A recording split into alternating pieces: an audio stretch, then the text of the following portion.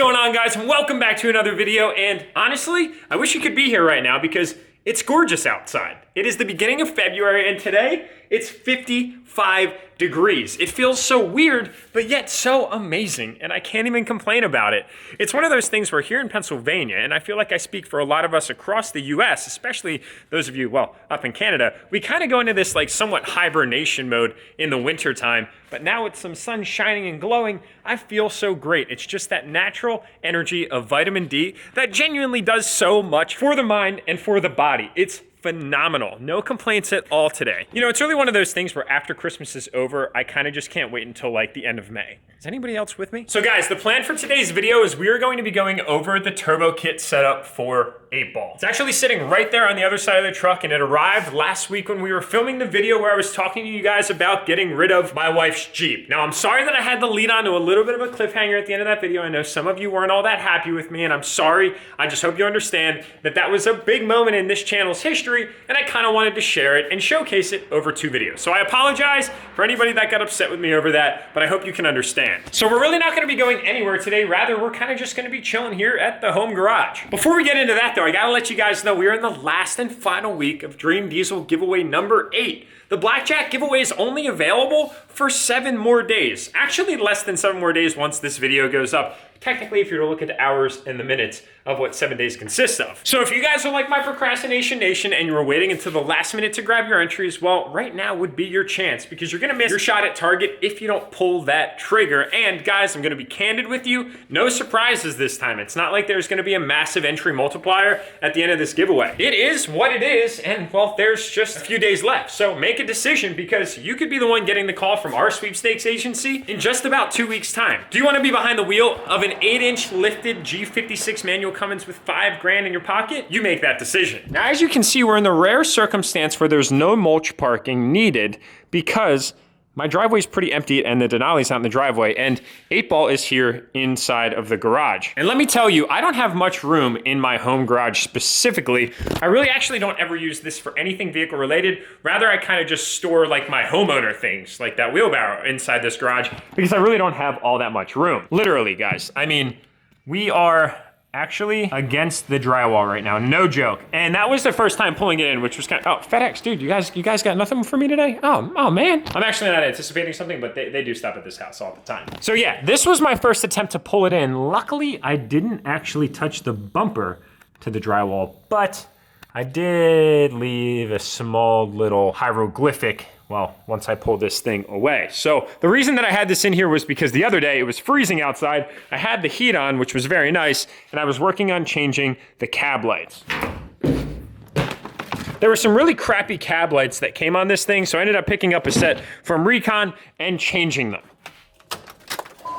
So as you guys can see, we now have nice orange cab lights that replace the ones that were from some origin of the unknown that were on this truck before. They were clear. They weren't clear. I don't know what I'm talking about. They were white LEDs, but the LED pod inside of the lights were actually like all discombobulated. So they were barely secured and they looked like absolute crap because when you looked at them from the front, one was pointing that way, one was pointing that way, one was up, one was down. They were all over the place. It was a nightmare. So I changed them up. And in order to create a very, very good seal, I ended up using just a little bit of this silicone RTV. This stuff is amazing. And I don't like to mess around with cab lights on the truck specifically because you never know if they're gonna leak. Everything is dried up and ready to rock and roll now, and they look very, very nice. Now, it's kind of interesting when you bring a new project into your possession because you never really know what to find. Now, I told you guys that we actually ended up going to the auction to buy this truck specifically because we were having a really hard time finding a truck that was in good condition. We had searched for months and months and months to try and find something just like this. Now, we did find that there are some other small little things that are starting to actually grow on the truck, such as this right here. So you guys can see there are small little bubbles that are actually forming under the painted surface. So there was some kind of bodywork that was done on this bedside specifically that wasn't done very well. These are actually legitimately bubbles. You can like move them around and push them. And I don't want to push on them too hard because I obviously don't want them to pop,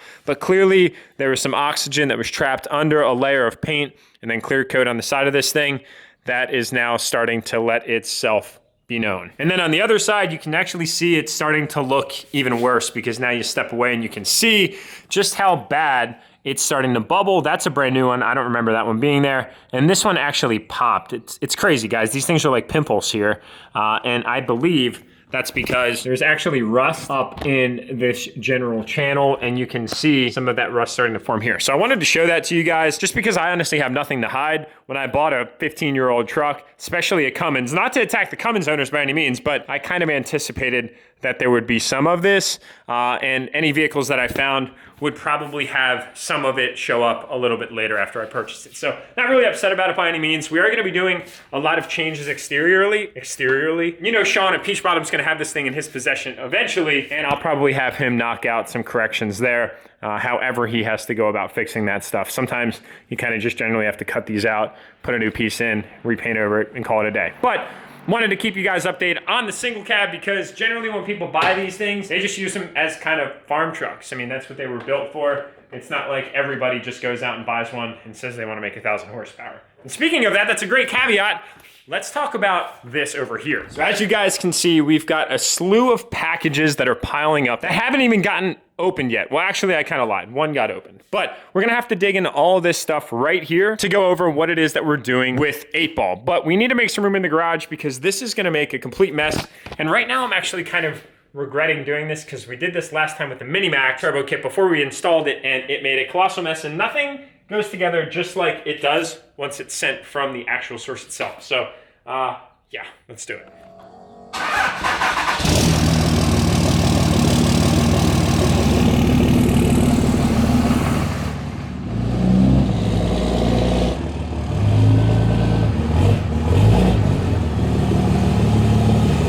Guys, quick little SRT seat update. By far the best modification that we have done to this truck yet. The wheels are great, but man, this interior makes driving this thing so awesome. I still can't believe that it was completely plug and play and bolted right up to the pre-existing locations. That's literally why I feel like the old diesels, like this generation, are just going to be so timeless, kind of like those cars back from like the 60s, but this generation of diesels specifically, because they're so interchangeable and there's just not that much to them. That's why they hold such a special place in my heart. But seriously, you guys got to go check out Used Parts Online Network. Link in the description below. Andy from just Northern Pennsylvania hooked us up big time with these, and they have a slew of SRT parts online that you have to check out. My 3rd gen owners, if you guys are looking for any SRT parts, you have to hit them up because they have a warehouse full of them. It is super impressive. So it's gotten to the awkward point in the vlog where I have to make a total mess. Luckily, the wife's not home, so let's do it. Find a beast, had a killer conquest, I'm next. I'm too on till I'm too off. Come down, make new thoughts, like jumping off of that rooftop. Whole life never when I knew enough to make moves based on my mood drops.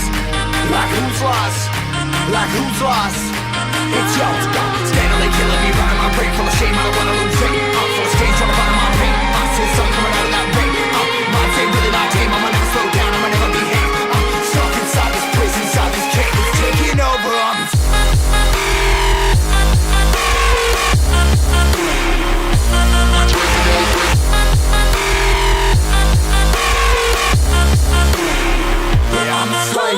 Yes, ladies and gentlemen, you got that right. We are running a set of compound turbos on 8-Ball. Big surprise or no surprise? That's the big question. For those of you that follow me on Instagram saw that I teased the photo just a few days ago in black and white, of course, because I didn't want to reveal the color, but I wanted to show you guys the direction that we're going with this build. How excited are you guys? If you're stoked about the first ever compound turbo setup build ever on this channel in the history since it began in February of 2017, give this video a huge thumbs up for that right there, for those right there. Twin turbos. Now I know technically on diesel trucks it's not a twin turbo setup, it's a compound turbo setup, and we'll get into that as to the reason why here in a minute, because those that are very literal about the technical terminologies will get a little bit upset about the reference, but yes, it's essentially a twin turbo setup because we have 2 turbos, so bear with me here. I hope you understand. So now, before we jump into the details of what it is that we're looking at here for Ramrod, which is outside, I just want to let you guys know I did close the door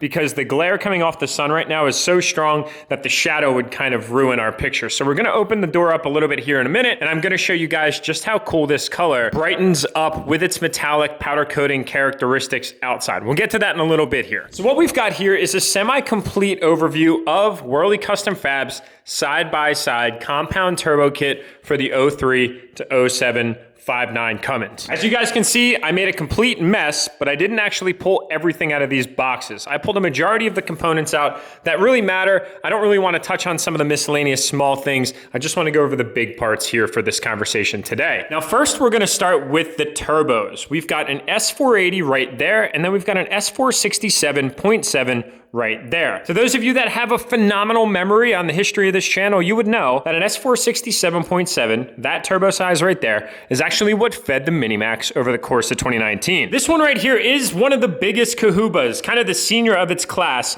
The S480 is the second largest turbo that BorgWarner makes, aside from the S482 before you graduate to the S500 series. So it's a big old girl. In all the time of me buying turbos and having turbo vehicles, I've actually never understood the full anatomy breakdown of the engineering explained behind turbo. So I decided to do a little bit of research before making this video, just to enlighten you guys a little bit as to what all of those crazy numbers mean associated with these. So let's jump into it. So let's quickly talk about the turbo sizes in a little bit more detail. Let's start with the big old guy here, the S480, because it has the most seniority. Of BorgWarner's S400 series, this one is commonly referred to as your household S480. It's a 96/88mm setup with a 1.32 AR. Makes total sense, right? Well, let me explain. What that all means is pretty simple. Everything is pretty much in millimeters. So essentially, it's an 80mm turbo. It's made up of a turbine wheel, which is on the back side of the turbo right there, or on this side, on this turbo, obviously, and then the compressor wheel. So this is a 96/88. Meaning that it's got an 88mm turbine and a 96mm compressor wheel. And then the 1.32 AR has to deal with the exhaust housing, which is the hot side of the turbo right here. Cold side of the turbo, hot side of the turbo. So the AR housing basically means area to radius, and it just talks about how much the housing can really flow. The bigger the number, the more air that can flow through it. Pretty simple. This is a very big turbo though. There's a little size comparison for you guys. It's definitely not small. So this thing boasts a 5-inch inlet, and we're gonna refer to this throughout the whole process going forward as our atmospheric charger. More to come on that soon. And then this little beaut over here, but still a very big turbo, is our good old friend, the S467.7. A lot of you guys ask why I didn't compound turbo the Minimax. And although I was very tempted, the DURTYMAX just isn't the most ideal setup for compound turbos. It's a little bit of a weaker engine, just straight up. Whereas we're gonna make about 1,000 wheel horsepower on the dyno with this truck, the Minimax was really kind of at its max threshold at about 700 horsepower with a single turbo. And we'll get into the benefits of single versus compound here in a minute and why I haven't done this sooner. So real quick, you're gonna notice that the front of this turbo looks a little bit different than the front of this turbo. And this is actually a small reduction piece that was welded on to transfer the 5-inch inlet to the 4-inch inlet, which it is right now. There's your 5-inch, and basically it has this mouthpiece to reduce the size. This is what we're gonna refer to as our manifold charger. So the S467.7 is basically a 67.7mm turbo. You can kind of refer to it as a 68mm, but it's not quite a 68 because they actually manufacture an S468, which is then coined the 68mm turbo. So this is a 67.7-83, meaning that it's got a 67.7mm compressor wheel, and then on the back end, an 83mm turbine, which is where all your exhaust gas flows in to create your boost. Now this has a 0.91 AR, or again, area to radius exhaust housing, so it flows a little bit less air respectively to this turbo. All right, so now that you guys got a small little engineering explain clip there, although not nearly as intricate or technical or in depth, I think that we both learned a little bit about why those are configured the way that they are. Now let's just talk quickly about some of the other parts. So I didn't want to bring that out yet, but I had to because I can't wait to show you the colors of this Whirly Custom Fab diff cover that we are going to be putting on this truck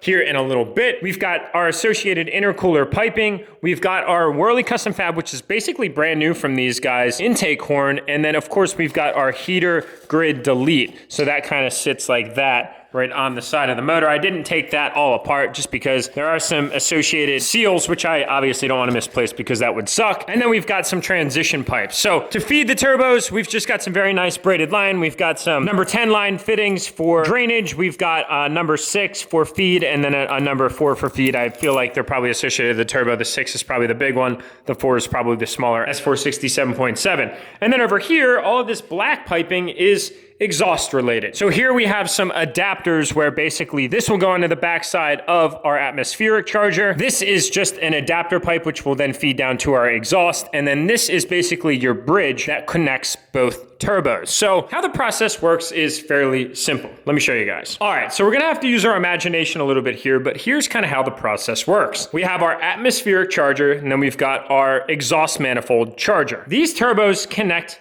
on the backside and in the front. So let's start up here. Basically, there's gonna be an intake horn that comes off here and then an air filter. Then we go back, air will come in from the environment and it will get compressed by the S480. All that compressed air is then going to come through the turbo, through a piping that connects these two channels to our 4-inch inlet on the S467.7. It's then going to get compressed. It's gonna flow through and up through the turbo, down through the intercooler piping, and in through the associated intake pipe on the other side of the motor. Then what happens after we use all the boost, then we have a ton of smiles from ear to ear and sounds that are just oh so pleasing. We are then going to exhaust through the manifold, up and through the turbine, which will then leave this turbo, head into this turbo, cycle this turbo, and then exit out of the exhaust. So did you guys catch that? It's a pretty simple concept, kind of hard to explain here because we can't mount everything up accordingly where you see them sitting, but they will be completely side to side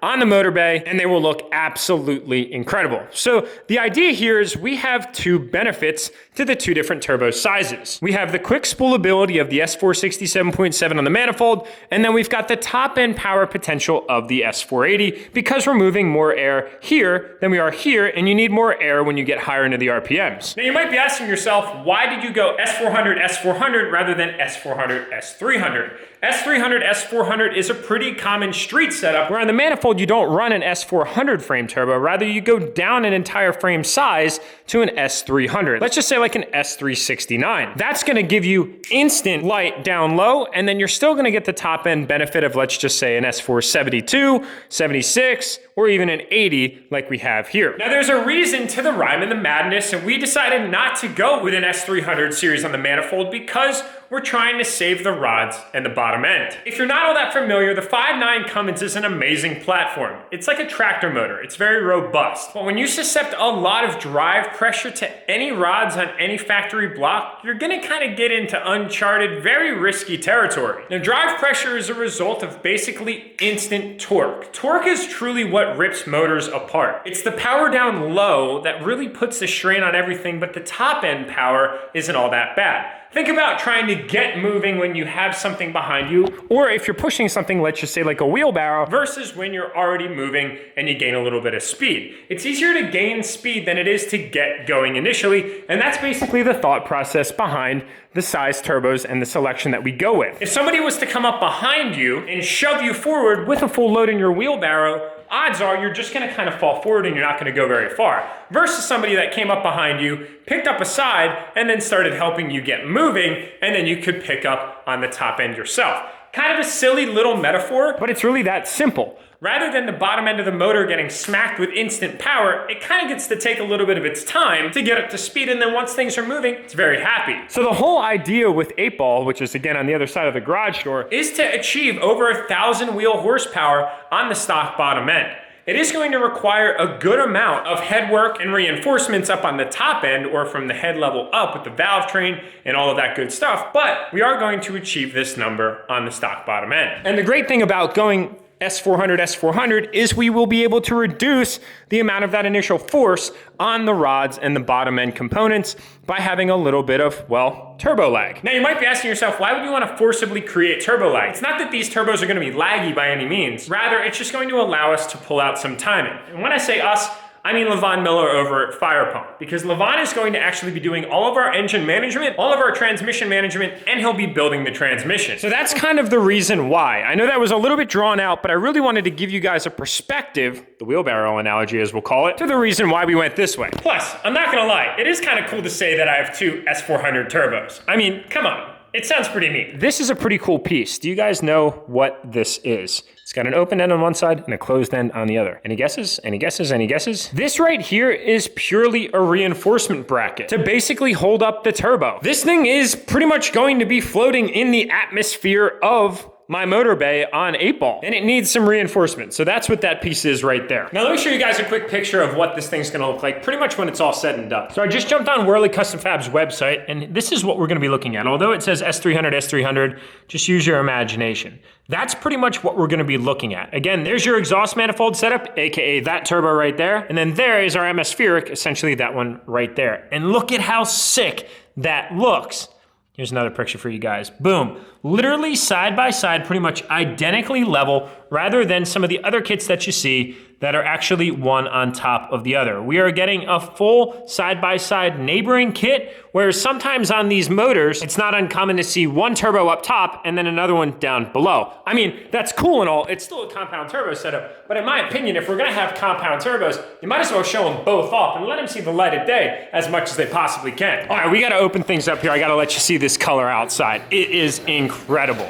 Now you guys can really see just how much flake is in this absolutely stunning burgundy red that we ended up going with for this truck. So look at that color, my God. I'm not gonna lie, every single time that I get parts from these guys, I just don't ever really even wanna put them on the truck. Like I obviously wanna put them on the truck because I'm extremely excited about them, but at the same time, everything is just so beautiful and just so sanitary. And once you install everything, you know, it's gonna get dirty. It's gonna get subject to whatever conditions we're throwing them through. But what do you guys think of the color combination? If it's something that you approve of, definitely smash that subscribe button because I think that this color combo is going to look absolutely incredible. Look at that. So we're gonna have the awesome red with, of course, the black wheels and then the full white exterior. And then, of course, here up under the engine bay, things are gonna change pretty drastically, to say the least. So that's kind of gonna be what we're looking at color-wise up under the engine bay.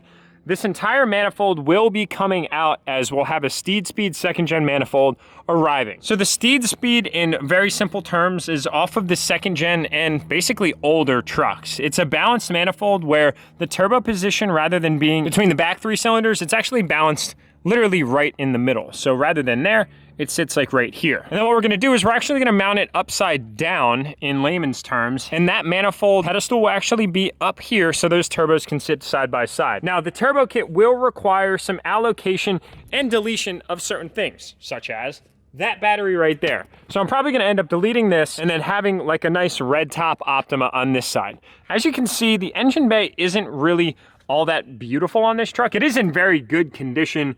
Fuel lines and all of the sending units, solenoids, wiring, I mean, everything like that, fuel lines, they all look great, which is good. That's what I was looking for. But I mean, like all of this stuff here, one of my biggest pet peeves is loose wiring.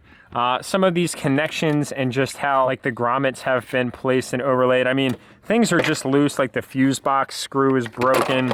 Things just, you know, things I guess people have different prerogatives when it comes to, you know, assembling things and putting them together. And, you know, I think that whoever had this truck before I got it in my possession really kind of cut, I don't know, corners or maybe did things not really the most ideal way, maybe like in my perspective. You know, everybody has their own approach, but I can tell you what, guys, every single time that I do anything in my life, whether it's my business, whether it's personal, whether it's project, whatever the case might be, it's always the right way because there's no other way to do anything, in my personal opinion. So all of this is gonna get dressed up. I don't know if I'm actually going to end up deleting the grid heater or not. I'm having trouble hearing you. She listens all the time, man, I'll tell you what. I want to, and I think I probably will end up doing it. It's just that here in the colder temperatures, which isn't today because in February it is gorgeous. I mean, like the flannel is actually a little bit too much today. It's very nice. You cycle the grid heater, it warms things up and the truck starts right up, whereas if you didn't have that, it would definitely sit and it would require some more cold cranking amps from those batteries because, well, these things can get a little temperamental at times. But all of this will end up coming out and getting cleaned up. And then of course, this side of the motor bay is going to see the biggest change. All of this right here is gonna be completely opened up and then, well,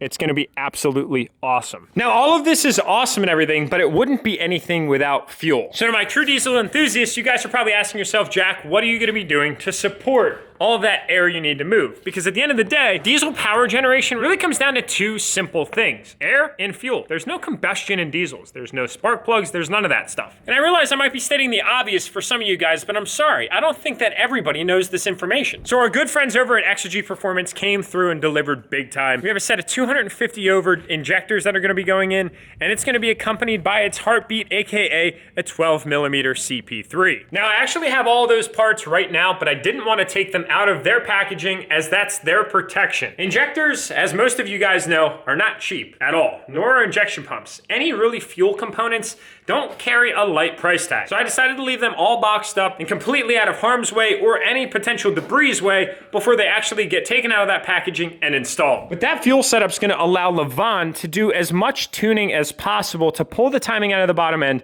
get things nice and spooled up, and well, make some really crazy power. Now, Levon Miller has a YouTube channel and his business is Firepunk Diesel. They do Cummins and Cummins only work. They are a very impressive shop that's just in my neighboring state in Ohio. So the plan here is we're actually going to end up putting all these power adders on the stock trans, and then we're gonna take it out to Firepunk, we're gonna throw it up on the dyno, and we're gonna see how much power we can make. Probably around like 700 in one gear on the stock 48. Then the next day, we're gonna drop the trans, build it all, and then the next day, we're gonna put it back on the dyno, and we're gonna make over 1,000 wheel horsepower. You might be asking yourself, how much power can you make with this turbo setup? I'd say easily 1,200 horsepower. But we're not gonna be making that much, although we will be making over 4 digits on the dyno. So if you guys haven't followed Levon Miller or the Firepunk channel yet, I'm gonna put them in the description below. Definitely go check them out because you guys will see a lot of content coming between both my channels and his channels very soon. So get up to date on some of their content that they've got going on over there because you guys are gonna wanna get educated on exactly what they're doing with the Cummins platform because it is truly remarkable stuff. Well, we got a lot to clean up, and the beauty of the vlog is this. Small little change up here to a little bit of a later point in the day where we're gonna wrap this video up. And you know what? I think the one thing that I'm most excited about with this whole process is not only the power, but the sound change that this truck's gonna oversee. To those of you that know what I'm talking about, the 5.9s on that stock manifold kind of sound a little nasally. Let me show you why. They still sound sick, but not as sick as the second gen.